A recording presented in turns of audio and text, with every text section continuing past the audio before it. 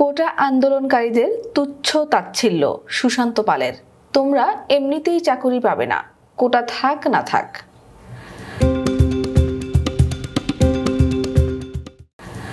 সরকারি চাকুরির পরীক্ষার প্রশ্ন ফাঁস ও কোটা ব্যবস্থার সংস্কার দাবি, এই দুই ইস্যু চায়ের টেবিল থেকে শুরু করে গণমাধ্যমের প্রধান খবর, টকশো, এমনকি রাজনৈতিক অঙ্গনেও স্থান করে নিয়েছে।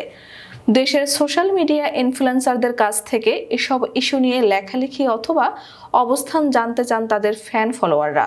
তবে এসব ফলোয়ারদের অভিযোগ, চলমান এই দুই ইস্যুতে চুপ রয়েছেন বেশিরভাগ ইনফ্লুয়েন্সাররা। তেমনি একজন সুশান্ত পাল, ৩০তম বিসিএস এর কাস্টমস কর্মকর্তা ও জনপ্রিয় ক্যারিয়ার বিষয়ক এই বক্তাও চুপ রয়েছেন।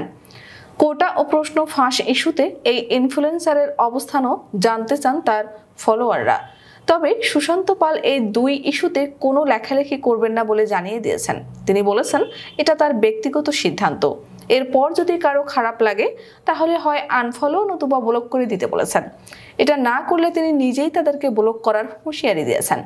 শুক্রবার রাতে সুশান্ত পাল তার ভেরিফাইড ফেসবুক পেজে এক স্ট্যাটাসে এমন হুঁশিয়ারি দিয়েছেন। পেজটির বর্তমান ফলোয়ার সংখ্যা 1.8 মিলিয়ন। স্ট্যাটাসে তিনি লিখেছেন, কোটা এবং প্রশ্ন ফাঁস বিষয়ে কিছু না লিখলে যদি আপনাদের খারাপ লাগে তাহলে এত কথা না বলে আমাকে আনফলো করে দিন। এসব নিয়ে আমি আপনার মনের মতো করে লিখব না, এটা আমার ব্যক্তিগত সিদ্ধান্ত। তিনি আরও লিখেছেন, এত বেশি বিরক্ত করবেন না, আমি আপনার ফরমায়েশের চাকর নই। এভাবে সহজ করে বুঝিয়ে বলার পরও যদি বিরক্ত করে যান তাহলে বুঝবো আপনার কোনো লজ্জা শরম ও কাণ্ড জ্ঞান নেই। আপনি আমাকে ব্লক না করলে আমি আপনাকে ব্লক করব, এবং অবশ্যই করব। এতে আপনার সম্মান বাড়বে না, কমবে। আমি আপনাকে সম্মান করি, আপনি নিজেও নিজের সম্মান বজায় রাখুন। আপনার হাতে কাজ নেই আর আমার হাতে সময় নেই। এ কারণেই আমি চাইছি না যে আপনি মনে এত কষ্ট নিয়েও আমাকে ফলো করুন। সৃষ্টিকর্তা আমাদের সহায় হন। তবে এ বিষয়ে স্ট্যাটাস দিয়েও ক্ষান্ত হননি তিনি। কমেন্টে দিয়েছেন অনেকের রিপ্লাইও। ওই পোস্টেরই কমেন্টে সুশান্ত কোটা আন্দোলনকারীদের উদ্দেশ্যে লেখেন, তোমাদের তো কোটা নিয়ে এত দুঃখ থাকার কথা নয়, তোমরা তো এমনিতেই চাকরি পাবে না, কোটা থাক না থাক।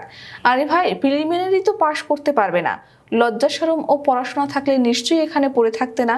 ফেসবুকে ঢাকা বিশ্ববিদ্যালয় সম্পর্কে অশোভন মন্তব্য ও কটূক্তি করার অভিযোগ ওঠার পর 2016 সালে এই কর্মকর্তাকে তার দায়িত্ব থেকে সরিয়ে দেওয়া হয়েছিল। জাতীয় রাজস্ব বোর্ডের এক প্রজ্ঞাপনে সেই সময় বলা হয়েছিল, সুশান্ত পাল নামের ওই কর্মকর্তাকে তাৎক্ষণিকভাবে অবমুক্ত করা বা স্ট্যান্ড রিলিজ করা হয়েছে। একই সাথে তার মানসিক চিকিৎসার ব্যবস্থা করারও আদেশ দেওয়া হয়েছিল প্রজ্ঞাপনে। জানা যায়, ঢাকা বিশ্ববিদ্যালয়ের হলে আদিম বর্বরতা চলে। হল প্রশাসন ও বিশ্ববিদ্যালয় প্রশাসন এসব ব্যাপারে উদাসীন, এমন সব কথা লিখে সুশান্ত পাল ফেসবুকে একটি পোস্ট দিয়েছিলেন।